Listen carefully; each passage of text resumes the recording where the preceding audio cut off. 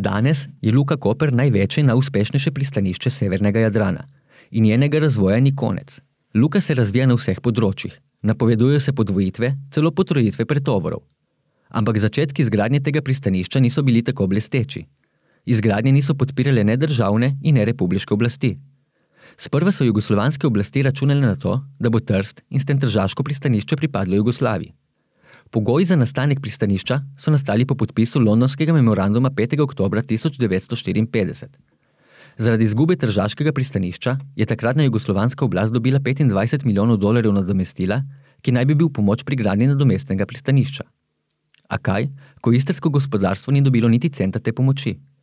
Centralna oblast je namreč podpirala predvsem razvoj Luke Reka in je potencialno novo pristanišče videla kot konkurenco Reškemu pristanišču.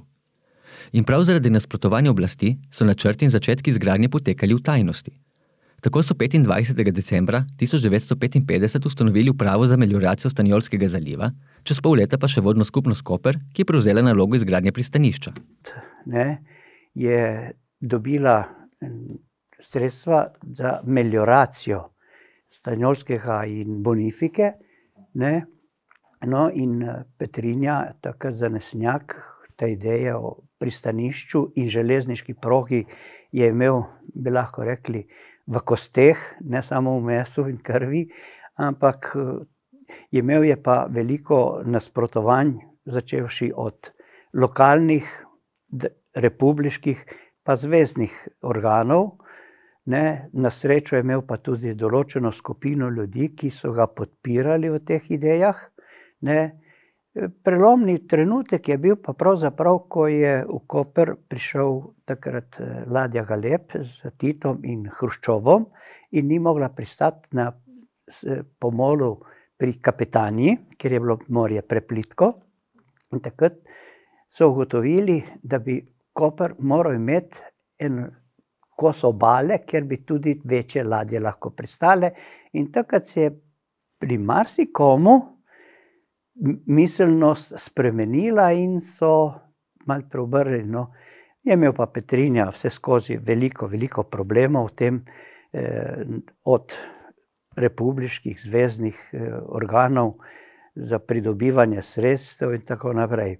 Sredstva, ki jih je takrat so dobili, del sredstva, pravzaprav 25 milijonov, ki je ameriška vlada dodelila v Jugoslaviji, med drugim tudi en del za gradnjo pristanišča, ni nikoli prišlo v Slovenijo. Verjetno porabljena je bila za Beograd Bar, za Luko Bar, Ploče, in tako da od tega denarja ni bilo nič. Drugo je pa bilo pomoč Anglije, ki je takrat dala en določeno količino sredstev in nenazadnje so takrat tudi kupili stroje, predvsem bager, Peter Klepec, ki je prišel, seveda v Koper ni mogel priti, je pristal na reki in je bil v carinskem skladišču na reki in problem je bil, kako ga pripeljati v Koper.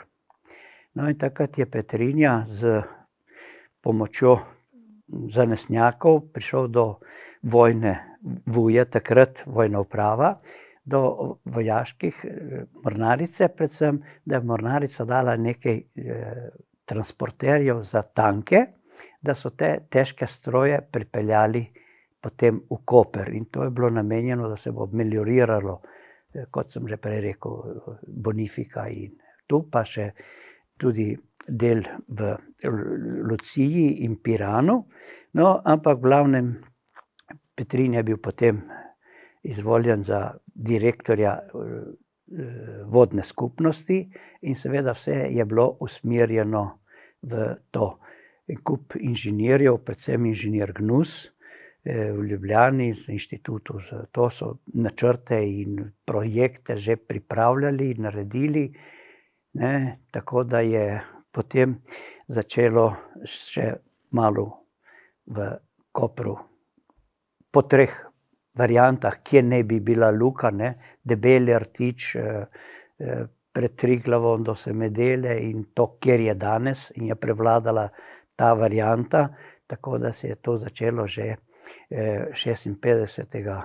leta počasi nekatere stvari delati. Seveda s sprejemom sklepa o tem, da se ustanovi podjetje Pristanišča Koper.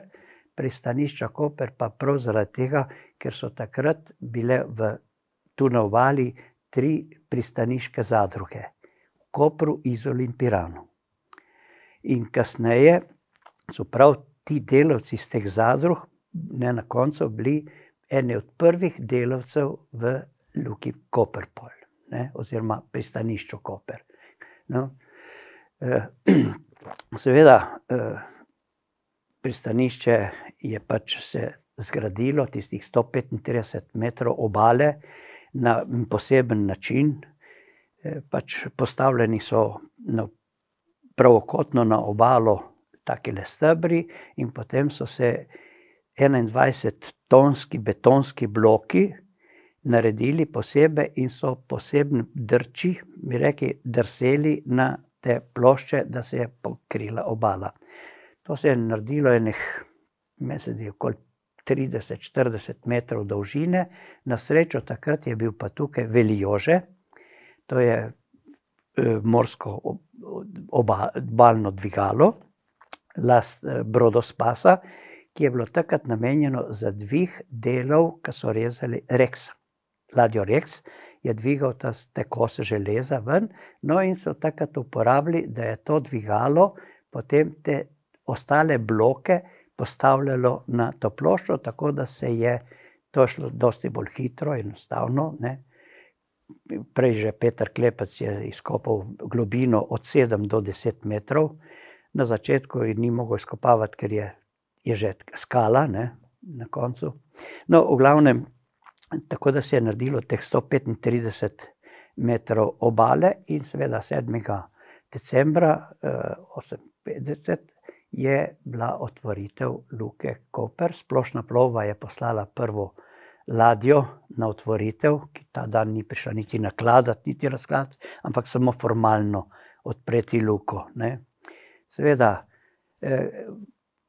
tu pilotov še takrat ni bilo, kapetan, ki je pač bil na ladji, mogoče malo prehitro in preblizu obale zaplovil, tako da je ladja enih 30-40 metrov pred privezom nasedla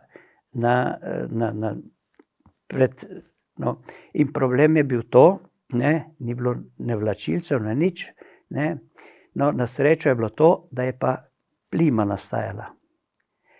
En remorkerček mali so imeli, ampak kaj, ko so dali tistele takrat sisal vrvi na njega, bi skoraj jo potopili, da bi vlekla ladjo. Sreča bila, da je plima nastajala, da se je ladja že malo dvigala in da je potem lahko vplula in se privezala z približno nekaj uro pa pol zamude. Žal, jaz ta dan nisem bil v Kopru, nisem tega doživel, smo pa bili v Mariboru, smo igrali rokomet in smo to oddajo poslušali po radiju v avtobusu, tako da smo bili ko skoraj tukaj, takrat.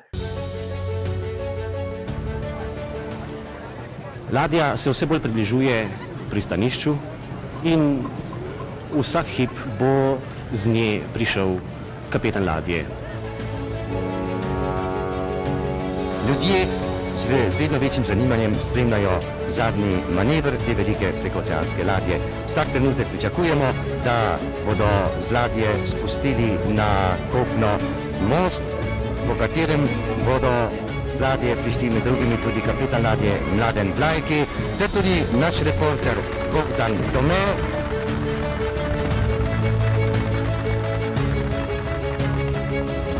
Na ladji vidimo kapetana ladje Mladena Vlajkija, ki daje svojim mornarjem zadnja navodila za dokončen pristan ladje.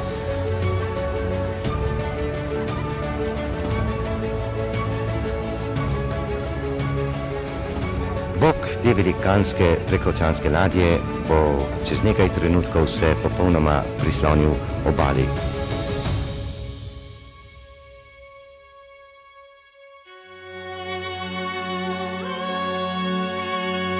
Na področju kjer je v zadnjih letih začela izgradnja nove tovorne luke, obstojajo velike možnosti za rešitev tistih problemov našega pomorstva, ki jih danes najbližji luki v Trstu in na Reki ne moreta več rešiti. Ravno tu v Kopru je poudaril na važnost pravilnega odnosa med izgradnjo tistih gospodarskih objektov, ki predstavljajo dolgoročnejše naložbe družbenih sredstev, proti reševanju tistih problemov, ki vplivajo neposrednejše na standard delovnega človeka v današnjih dneh. V zvezi s tem se tudi postavlja naloga vključevanja vseh tistih gospodarskih organizacij, katerih nadaljnji uspeh v največji meri zavisi od dobre organizacije prometa, od razvoja tovornih luk našega severnega Jadrana in v zvezi s tem koprske tovorne luke, da vse te organizacije usmerijo svoja sredstva za nadaljno izgradnjo tudi te luke, za izgradnjo potrebnih skladišč, potrebne luške mehanizacije, žerjavov in tako dalje.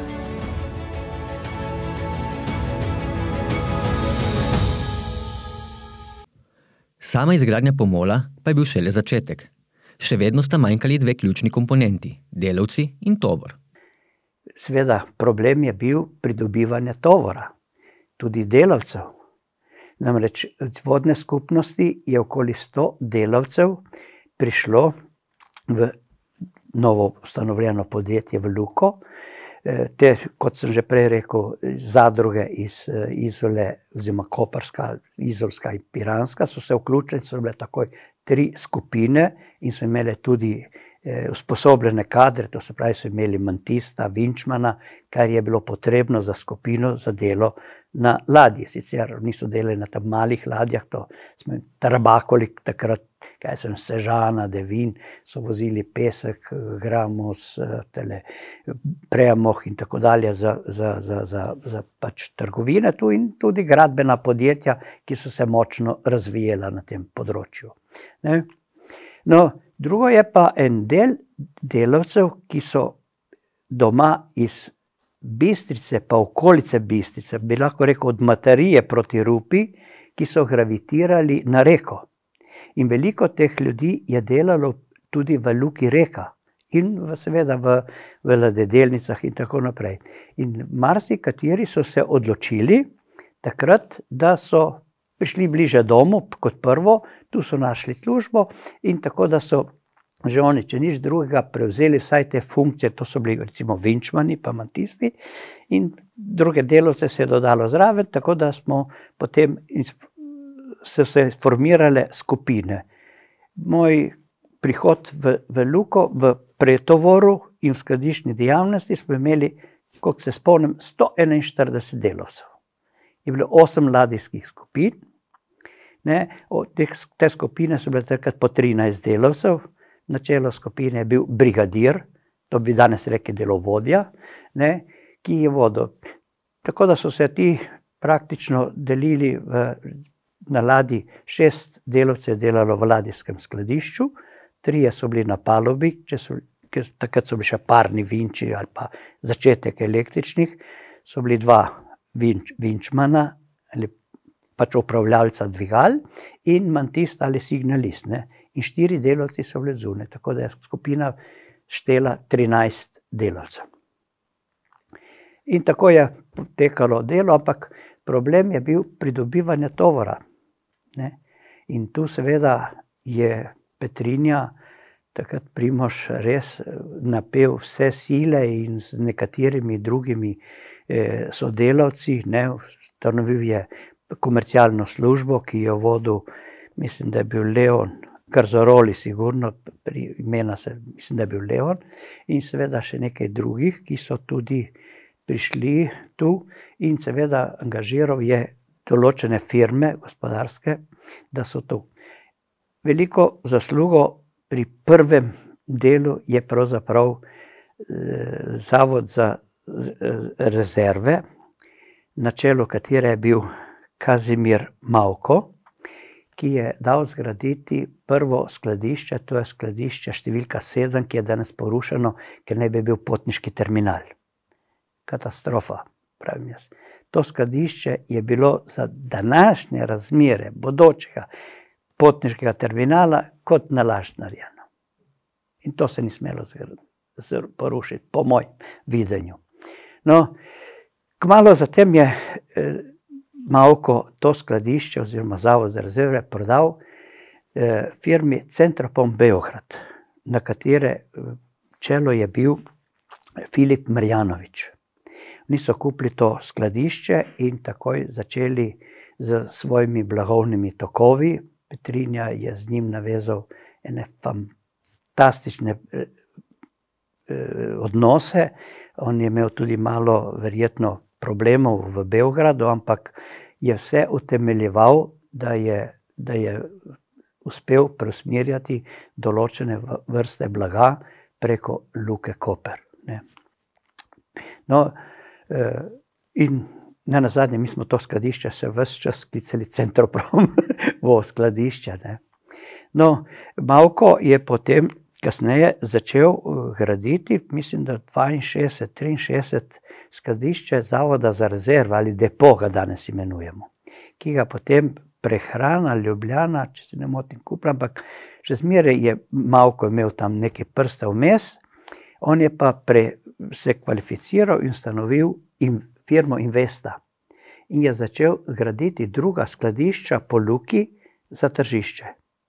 No, potem so tu začeli prihajati Cinkarna Celje z svojimi rezervarji, potem Centroprom je prišel z jedilnimi olji, takrat Luka, oni so mislili zgraditi rezervarje za to olje v Splitu, neke težave so imeli in je Filip Marjanovič to Petrinji enkrat omenil in sta se takoj hitro zmenila in so se zgradili rezervarji na morju, tako rekoč, na hitro se je to nasulo, tam gor to danes vhod v kontejnerski terminal od Prilike. Kasneje so ti rezervarji služili za melaso. Potem rezervarji za lateks, so se tudi in seveda počasi se je začelo še drugo. Problem je bil pa prevoz. Železnice ni bilo, blago je prihajalo v Koper in to cesta ni to prenašala, pa tudi stroški. Začelo se je razmišljati o prevozu iz Kopra do Kozine. In tu so začeli najprej, si je vključila tu Interevropa s svojimi tovornjaki, ampak je kmalu zatem ona to pogodbo odpovedala. Vključil se je Slavnik, takrat je imel poleg avtobusnih podjetja tudi tovorni promet in tudi oni so kmalu to odneškali. Ne ostalo je potem na Luki na to, da je Luka šla z posojilom, kupila 20 tovornjakov Fiat N2 in problem je pa nastal zdaj to, 20 tovornjakov za prevoz blaga iz Kopra do Kozine je treba eno količino šoferjev, mehanikov za vzdrževanje to. To se pravi od Prilike 100 ljudi, ki bi vozilo in vzdrževalo te stroje. In to je bil velik zalogaj. Tako najti ljudi na eni strani, na drugi strani pa, če jih najdeš, stanovanja in vse, kar je treba, socialo. No, tako da je potem Luka sklenila pogodbo z avtoprometom Postojna in je potem Postojna avtopromet prevzela teh 20 tovornjakov in pogodbeno se obvezala, da te prevoze iz Kopra v Kozino in iz Kozine v Koper opravljala.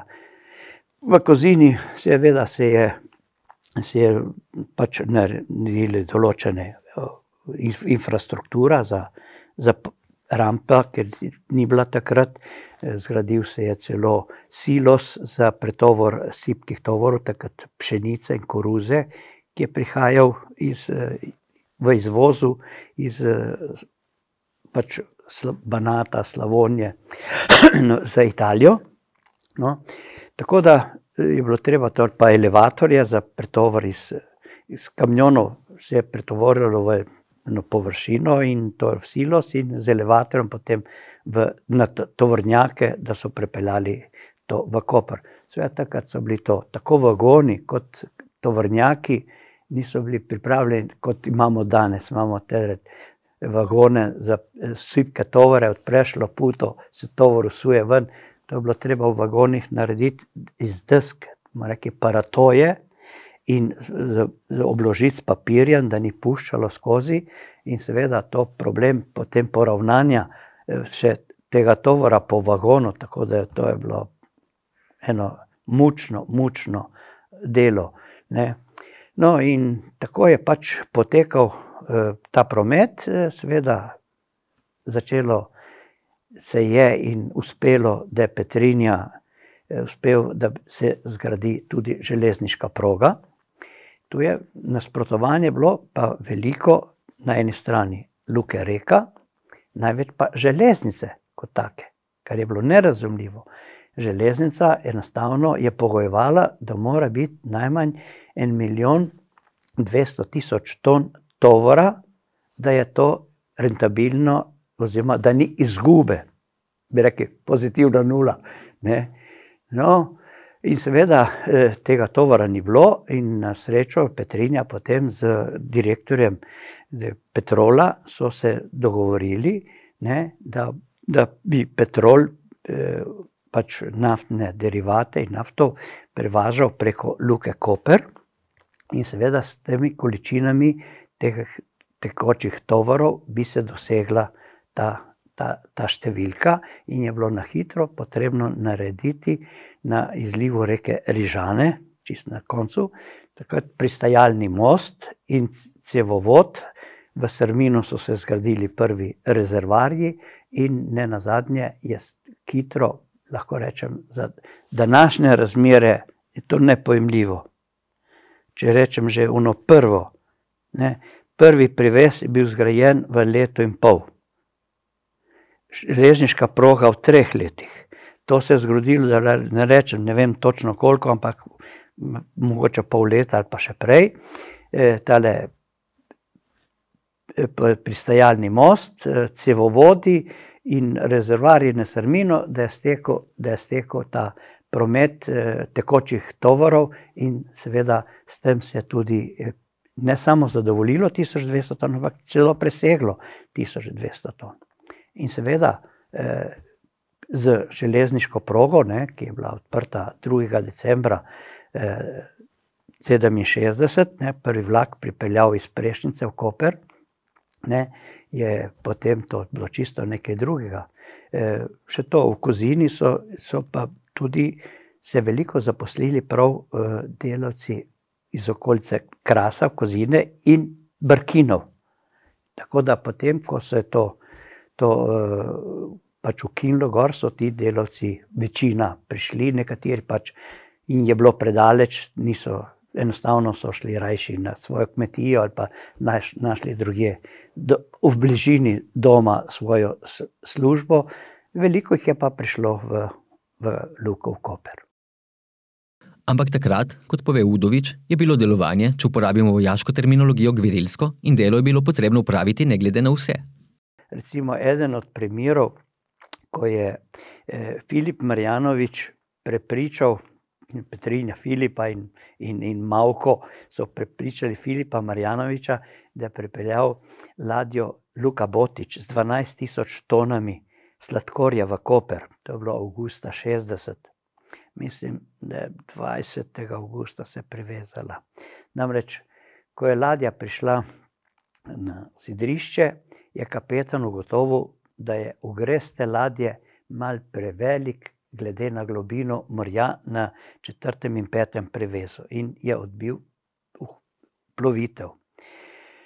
Takrat Petrinja z 2 kapetani, mislim, da je bil to Velika Vrh, pa ne vem še kateri, splošne plovbe, ne, so mu rekli, če ladjo takoj privežete, pa takoj 5 skupin na ladjo začnejo intenzivno razkladati, ne, je možnost, da ladja ne nasede in da boste uspeli ladjo dvigati, ne. Je pa v tistem času, kot različnim obdobju v letu, ne, so večje oseke pa manjše oseke. Ne. In to je bilo glih takrat, da je bila večja oseka. Tako da kljub temu, da je garancijo dal Petrinja, da se bo ladja privezala takoj 5 skupin, 5 ladijskih skladišč skladani, ampak ni bilo tako uspešno, ladja je nasedla. In takrat je bil cel rompompom, ne, od lokalnih do tega. Seveda, ti kapitani so Petrini to kar tudi pomagali, da to ni nič hudega, da za ladjo se ne more nič kaj takega zgoditi, ker je nasedla na blato, na mulj, ali če bi bil pesek spodaj, če je bilo pa trdo skala, pa to je bilo lahko zelo hudo. Ne. No, tako da je seveda ladja pa še malo oddaljena od ladje in na tej ladji imam en strašen spomin.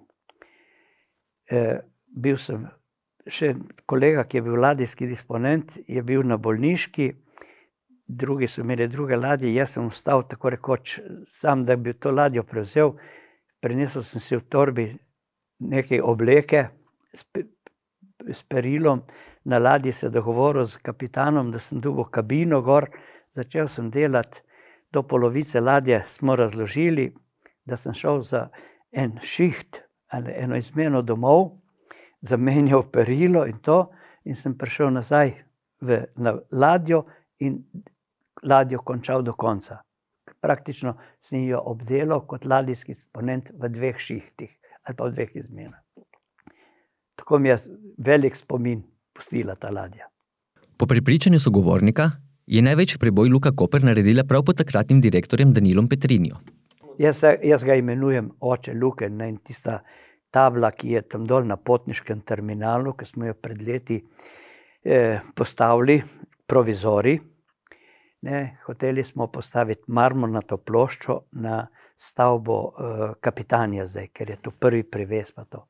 In nismo našli skupnega jezika z arhitektom, tako da smo se pol odločili, da smo postavili tole provizorno tablo in marmornata tabla o spomin Petrini z enakim nekaj podobnim, kar je na tej tabli, ne bi bila, se pogovarjamo z klub upokojencev Luke, upokojenih delavcev Luke in Luko oziroma arhitektom, da bi stala na bodočem potniškem terminalu. V 70 letih prejšnjega stoletja je prišlo do delavske stavke v Luki Koper, zaradi česar je odstopil tudi takratni direktor Danilo Petrinja. Delavci so stavkali zaradi slabega socialnega položaja, neustreznih delovnih pogojev, zaradi neprimerljivo slabšega položaja kot v ostalih podjetjih. Kar pa pravzaprav ne sme čuditi. Luki je premanjkovalo državne podpore in s tem nujnih finančnih virov, ki so jih imela druga pristanišča. Nenazadnje Luka Koper predstavlja precejšen unikum v tem, da se je zgradila in razvijala z lastnimi sredstvi. Takrat ta stavka, človek sam ne ve, kaj je bilo na tem. Veste, ko je človek predolgo pa preveč naredi za nekaj, potem to dojadi. Veliko problema bilo temu, da takrat se je močno povečal promet, veliko delovne sile je prišlo iz drugih republik tudi, socialni problemi, eno reklo med temi delavci bilo, nisem ja došel, da radim, nego da zaradim. In seveda to je veliko tega bilo, velik štrajk je takrat bil, zamrznjene so bile plače, se ni moglo dvigati plač, delovni pogoji so bili nemogoči, lahko rečem, delavci so delali po 2, najmanj, tudi 3 izmene, če je bilo treba končati. Ne. Delavci so prišli danes zjutraj v službo, so šli enkrat po noči, jutri v 2, 4, ko se je ladja končala domov. Ne. Pa še veste kaj, jaz kot ladijski disponent smo recimo končali ladjo takrat, veste, kje smo končali? V Triglavu, v baru. Z določenimi ljudmi, ne, ker je res, to smo bili kot družina. Ostaja pa dejstvo, da je imela Luka Koper po koncu mandata Danila Petrinje kontinuirano rast. Po mnenju Udoviča je razlog v samem delu Petrinje, ki je postavil temelje delovanja Luke Koper in tudi v boljših razmerah na tržišču. So bile pa tudi razmere na tržišču, ne. Luka Reka je bila precej natrpana, ne. Takole včasih so rekli, če ni 20 ladij na sidru v Luki pred reko, je to malo, nič, ne. In seveda, drugo je pa skladiščne površine, ki Luka Reka ni imela, ne. V Kopru smo imeli to srečo in takrat, kot sem že prej omenil, z investitorji, ki so prišli, zgradili svoja skladišča v Luki, ne, predvsem pa Kazimir Mavko, ki je delal za tržišče in to zgradil skladišče. Luka je pa potem pa še sklenila pogodbo z železarno Sisak za določena skladišča, to so skladišča 60x60, to so dve kolonice in na kredite, da je Luka zgradila toliko skladišč, da je imela možnost sprejema tega blaga v skladišču. Potem pa seveda začelo se je z ustanoviteljem proste carinske cone, ne, in tako, da praktično že 63. je bil sprejet sklep o ustanovitvi proste carinske cone, z delom je pa začela 1. aprila 64.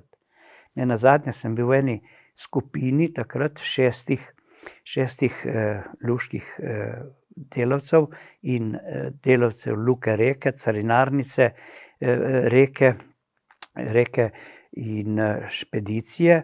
V Reki smo bili tam 10 dni, da smo nenazadnje pripravili prvi pravilnik o poslovanju v prosti carinski coni. Ne? Žal se tisti pravilnik tako izjalovil, da ni en kup tistih stvari, ki smo mi predvideli, da bi se tu tudi proizvodnja v teh prostih carinskih conah, dodelava, predelava blaga delala, ne, je to bilo kasneje anulirano, zaradi tega, ker so se druge firme v notranjosti, predvsem južne firme, ne, tudi na račun kasneje, ko je Reka odprla, mi smo bili prvi v prejšnji Jugoslaviji, smo odprli prosto carinsko cono, za nami je šele Reka, pol ostali. No, v glavnem, rekli, niso jednaki uvjeti privređivanja. In to je potem na zvezdnem nivoju, so to nov zakon o prostih carinskih sprejeli, da je bilo to, je bilo anulirano in se to več ni delalo. Sicer pa je Luka Koper leta 1977 imela več milijard minusa, zaradi česar je vlada imenovala sanacijsko ekipo z Brunom Koreličem na čelu. Stvar je, pač takrat se je potem ustanovila samoupravna interesna skupnost za železniški in luški promet. Gospodarstvo je zbiralo določena sredstva za Luko, 0,5%, če se ne motim, 3,5% pa za železnico, ne. Ampak takrat vodstvo ni sledilo temu in je enostavno toliko problemov se nabralo, da je leta, mislim, da 77, prišlo do tega, da je Luka naenkrat v polovici leta imela 2 milijarde izgube in takrat je bilo predvideno in se je pač bilo na tem, da bo gospod Jakomin Livio prišel v Luko za direktorja s sanacijskim programom. In jaz takrat nisem bil v Luki, ne, sem bil prav v Istrabencu. Livio se je lepo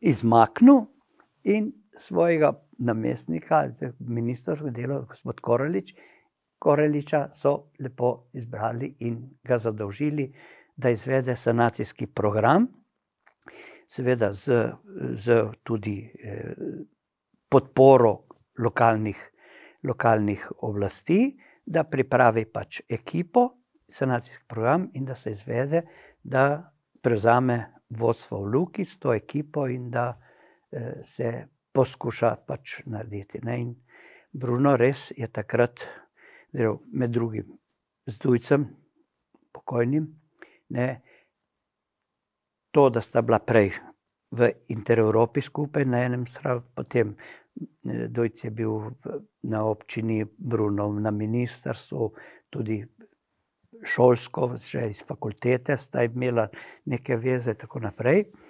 In sta res sodelovala tako in seveda so tudi sestavili ekipo, ne. Nekateri iz Tomosa, iz Cimosa, mislim, za operativo je bil takrat zadolžen Pavel Marc, tudi pokojni.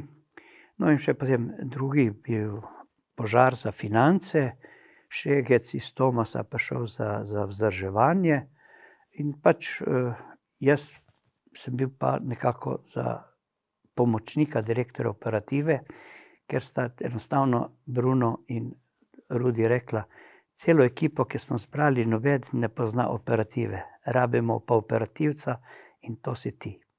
Jaz sem bil takrat v Istrabenzu kot vodja maloprodaje, bom kar rekel, z visoko plačo in za četrtino manj sem prišel v Luko na velike probleme.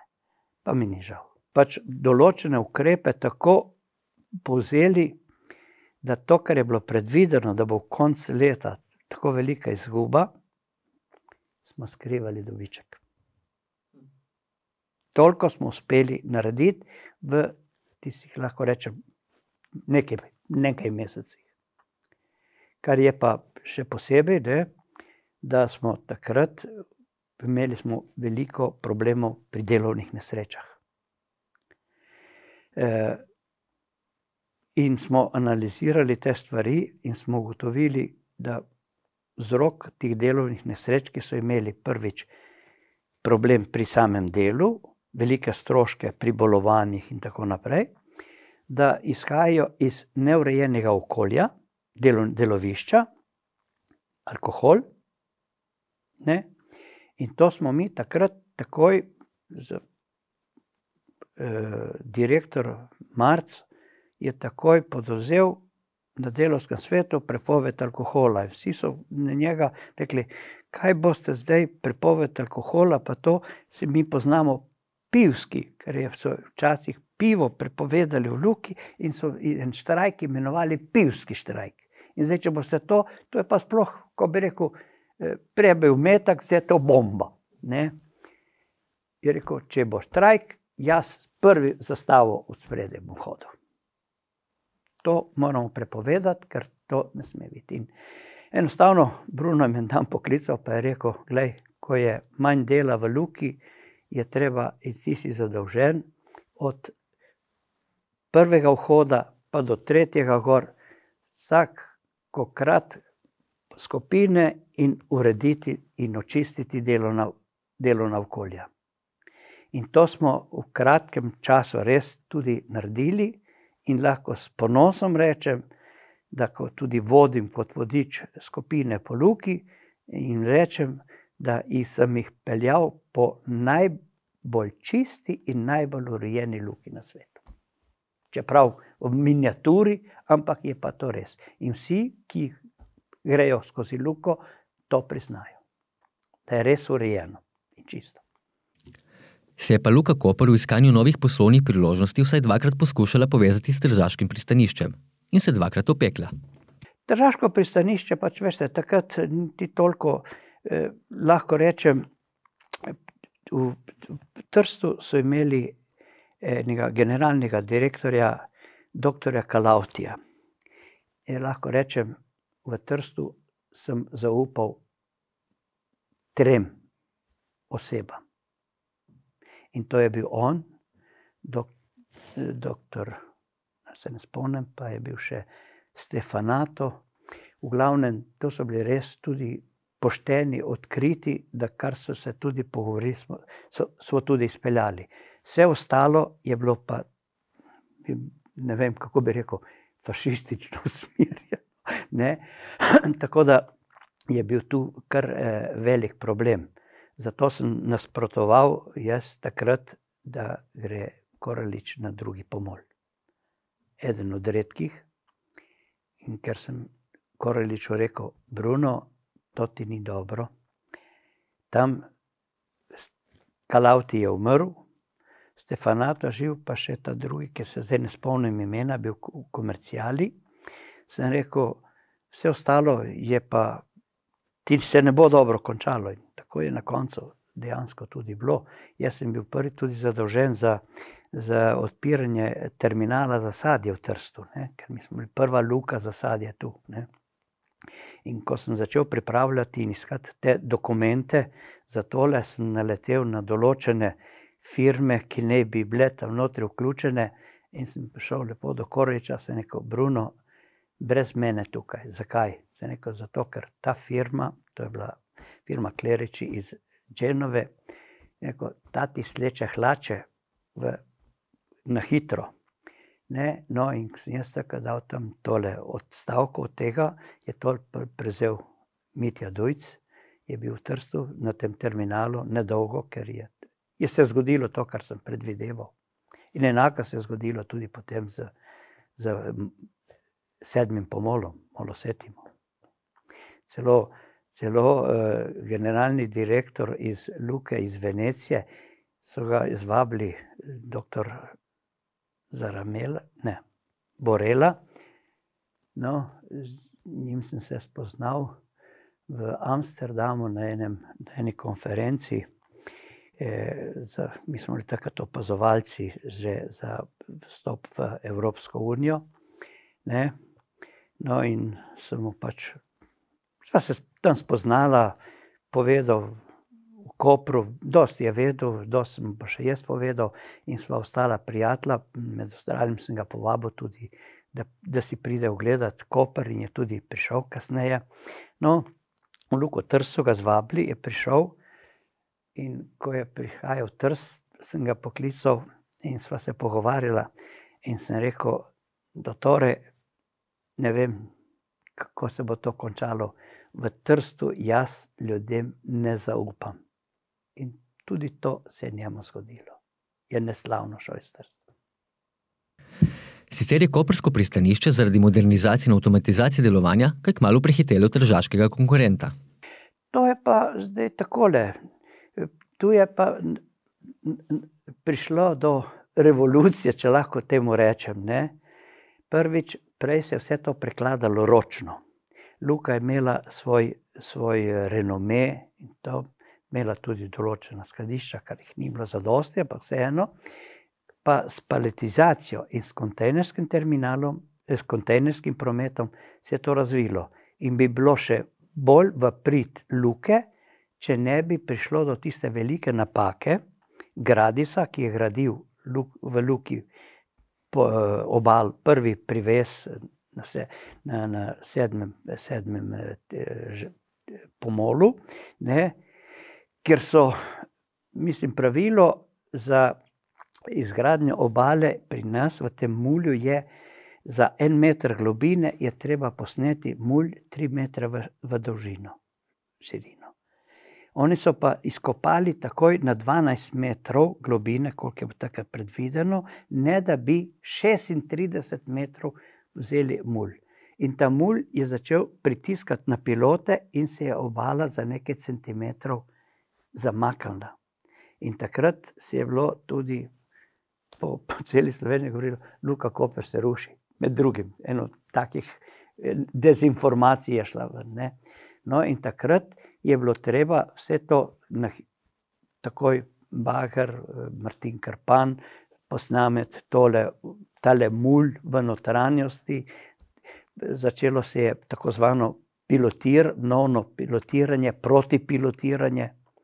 In seveda, takrat je pa tem arhitektom in izvajalcem del toliko strahu pognalo v kri in v kosti, da so to morda tudi malo pretirani s temi piloti in kopiloti, tako da so rekli, takrat je bil pojem recimo DC-10 avion, da to tako trdno, da na ti obali lahko DC-10 pristane recimo. Ne. Tako da smo zamudili eno celo leto, mi bi drugače prvi odprli kontejnerski terminal pred Trstom, ne, pravzaprav 2 leti smo zamudili, tako da je Trst bi 1 leto kasneje odprl, je pa nas prehitel za 1 leto. In so oni prvi odprli. In veste, takole je blagovni tokovi, ko dopijo svojo pot, tako voda, ki teče reka, ki teče po strugi, je težko jo pol preusmeriti. Ne? No, je pa potem lahko rečem, to, kar danes med nekaterimi, recimo bivši štrajk, ki je bil v Luki Koper pred par leti, ne, sem jaz rekel, veste, jaz sem bil v taki službi, sem bil najbolj vesel, ko so v Trstu razmišljali o štrajku, pa so organizirali. Takrat so imeli v Trstu veliko tega. Da ne rečem, skoraj mesečno so imeli kakšen prekit in tako dalje. In takrat je, če nič drugega, od ladjarja Zim, direktor predstavništva v Trstu, je bil naški človek, ne, Viktore, slušaj, imam brod, ovdje se sprema štrajk, da li možeš primiti? In tu je bila naša prednost, da smo nekatere ladje, ki so takrat imeli zaprit v Trst in so tam štrajkali, smo mi in smo s tem pridobili ladjarje. Ne.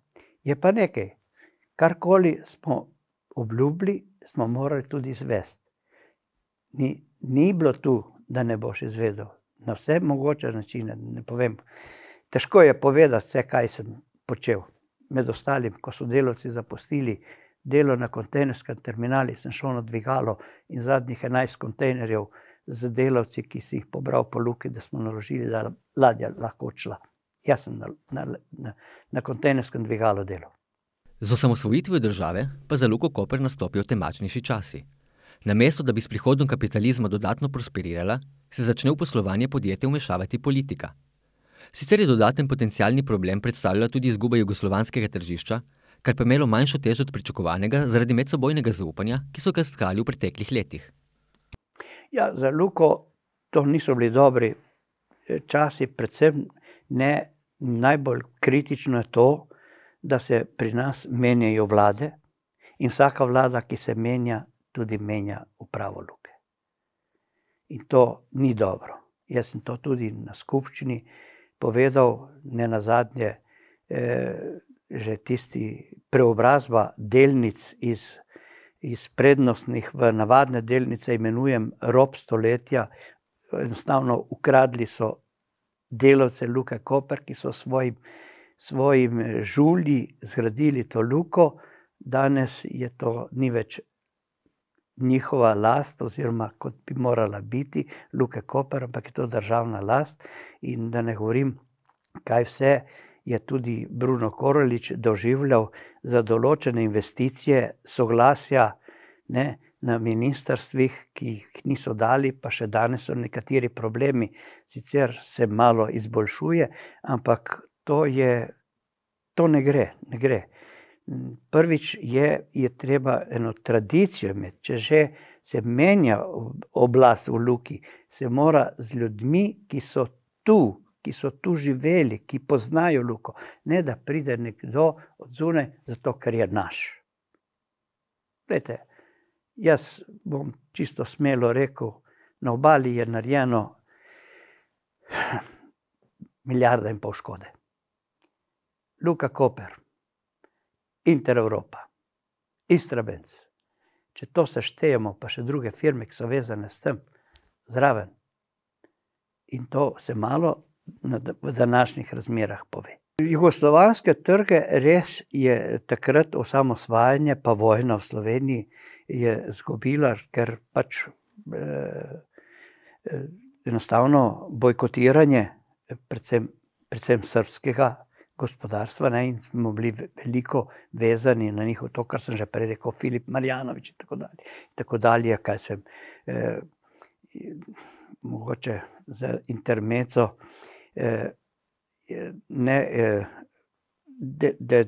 kako bi rekel,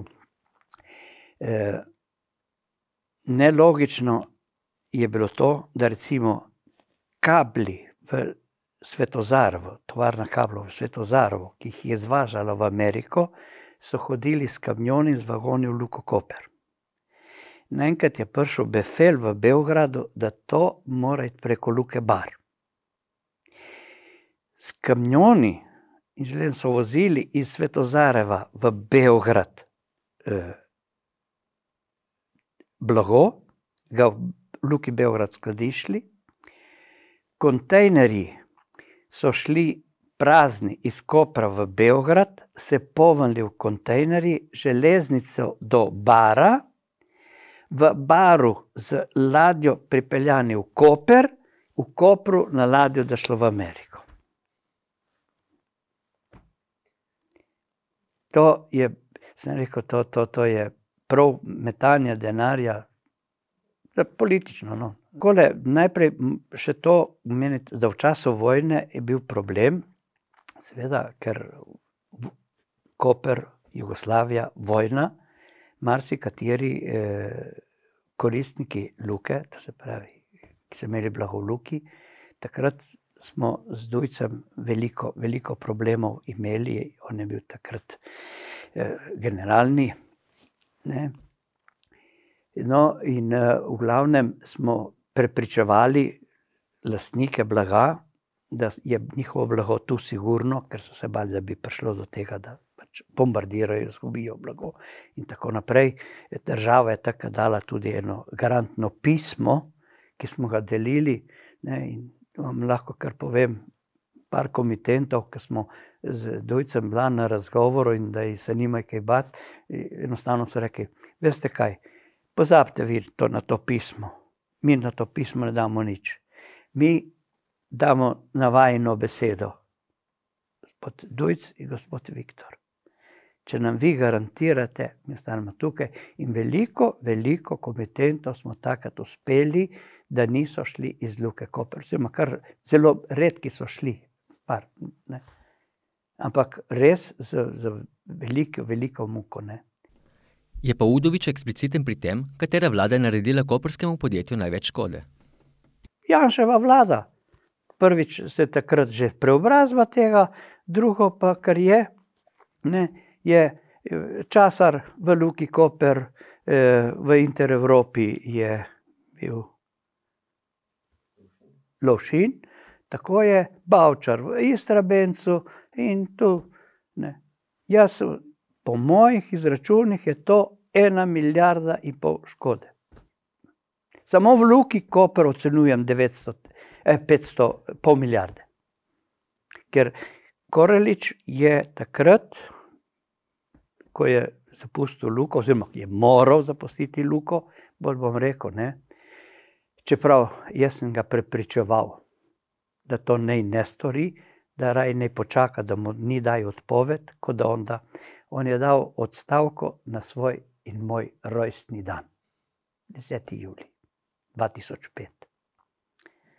No,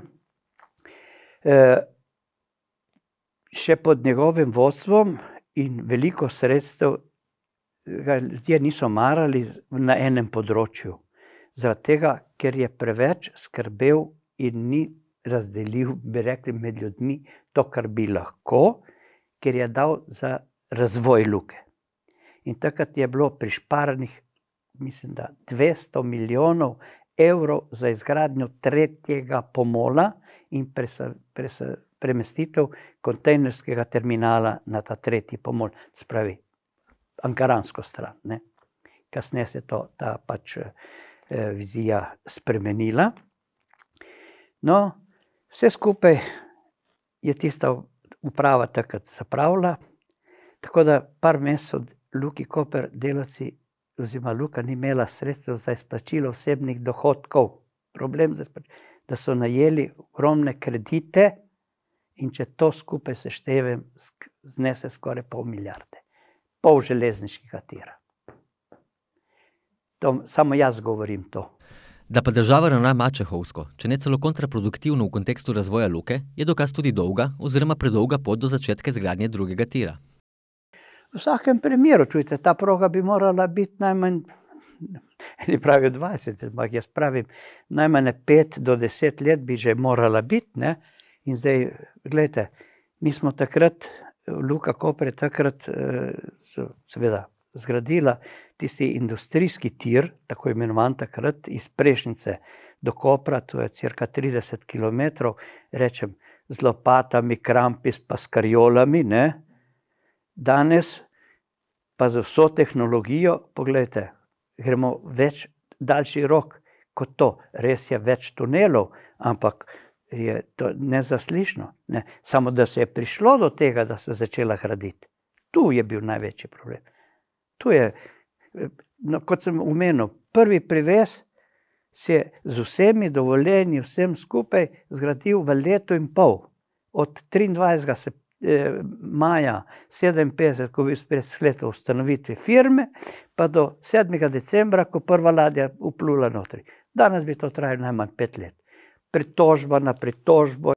Pa čeprav se je Luka Koper od samega začetka prizadevala za izgradnjo drugega tira, je bil problem v nasprotovanju nekaterih akterjev oziroma v pomanjkanju vizije razvoja ali pa celo v nerazumevanju potreb, ki jih ima tako pristanišče, kar pa je z vidika potenciala, ki ga Luka ima, pravzaprav nerazumljivo. Vse povsod bi lahko rekel, ne? Ja, čujte, če pride človek za ministra, pa na hearingu, ne še kot minister, na hearingu reče, da Luka Koper ne rabi 30 do 40 let drugega tira. Kaj vam to pomeni? Mislim, da to vse povedano. Udovič pa poleg Petrinje največ zaslug za uspešen razvoj Luke pripisuje tudi 3 direktorjem. Takole, jaz sem prav na zadnji skupščini, ne, med zadnjo takole 6 točk sem imel in v zadnji točke sem tudi med drugim to imel. Sem postavil 3 zelo uspešni, dobri direktorji, no jih je bilo še nekaj zraven, ne, pa ne tako pomembnih, in 3 zelo slabi. Ali pa škodljivi, če lahko rečem temu. In sicer, dobro, Petrinja ne bomo tu šteli, ne, ampak kasneje. Korelič, Dujc in Matič. 3 najslabši pa so po mnenju Udoviča Časar, Zadev in Napast. Ne sme biti presenečenje, da so bili vsi omenjeni tudi politično nastavljeni. Predvsem pa ta zadnji Napast je res, lahko rečem samo to, da sta sedanja predsednica in delovski direktor, ne, ki sta, kot sem rekel na zadnji skupščini, da si država ne sme privoščiti nevladje za dolg termin, ne, in to je trajalo predolgo, dokler niso spet formirali novo upravo, da sta ona 2 res na pogorišču naredila veliko. Lahko rečem, na pogorišču. Govorimo o Vojku Rotarju? Ja, Vojko Rotarju. Ja, ona 2 sta bila zdaj, ne. No in zdaj sta Vojko Rotar itak, še zmeraj kot delovski direktor, ona pa dobila mandat za upravo, ne. In to prva ženska in ima, kot lahko spremljam, ki dobro spremljam Luko, ima tudi podporo med kadri. Kar je bilo pa obratno. Napasta enostavno ni. Pa da je dejansko delovstvo precej nezadovoljno, to je bilo še zaradi Napasta ali to še zmeraj traja? Takole, veste kaj, ko nekaj se takega negativnega naredi, potem to malo traja, ne moreš ti tako preko noči. To je proces dolgotrajen, ne gre to preko noči. Na slabo gre hitro, ne? Tako kot človek, ko zboli. Zboli naenkrat, zdraviti se pa mora leta in leta. In tako je tudi v teh primerih v klimi. Ne. Recimo že analize klime, ki so jo naredili, ne, je pokazala, da je klima v času, ko je bil Napast v Luki, tako negativna, da človek pade dol, ne, po domače povedano. Ne. On se pa na drugi strani hvalil, da je to najboljša klima med velikimi firmami, kar ne moreš primerjati. Eno farmacevtsko firmo, pa Luka ali pa Gorenje ali pa ne vem kaj. To so tako različne stvari, da to ne moreš ti primerjati klimo v eni taki firmi, pa tu delovne razmere. Tu se dela noč in dan, praznike, vse skupaj in to moraš drugače. On je mislil s tem, da ko bo torto prinesel delavcem, da jih je pa to kot kupo. Jaz sem rekel, da ta torta, na skupščini sem rekel, da ta torta ima grenak priokus. Sicer se po mnenju Udoviča stvari pod zdajšnjo upravo izboljšujejo. Jaz mislim, da ja, ne, da se in bo treba čim še več. To je pa veliko sodelovanja med, veste, tako rečejo v vojski, ne? Vojsko ne dobijo generali, ampak oficirji, podoficirji to. To se pravi, vodje sektorjev, do delovodij, do delavcev, to mora biti kot družina, nastopa to, kar sem v začetku tudi povedal. Na koncu smo končali smeno, smo končali v baru, recimo, ne. In to je tudi to, tega manjka. Ampak je pa nekaj, ne, to je pa toliko tudi razvoj, toliko ljudi, da to težko pa vzdrževati take družine, ne moreš. Je pa kljub vsem težavam v preteklosti Luka, po mnenju Viktorja Udoviča, še vedno eno boljših podjetij in verjetno najboljši delodajalec, kar se tiče delovnih pogojev. Ob tem pa še opozori, da bo tako verjetno ostalo, če le ne bodo prevladali kratkoročni politični interesi nad strateškimi. Ja, v vsakem primeru, ne, to jaz lahko rečem, da v Sloveniji je še zmeraj ena najboljših firm in tudi perspektivna, samo je treba to vzdrževati in ne posegati v to, kar se danes dela. Jutri se bo menjalo oblast, bodo morali iti, drugi pridejo, kome se naučijo, kome zalaufa, spet novo in to ne gre.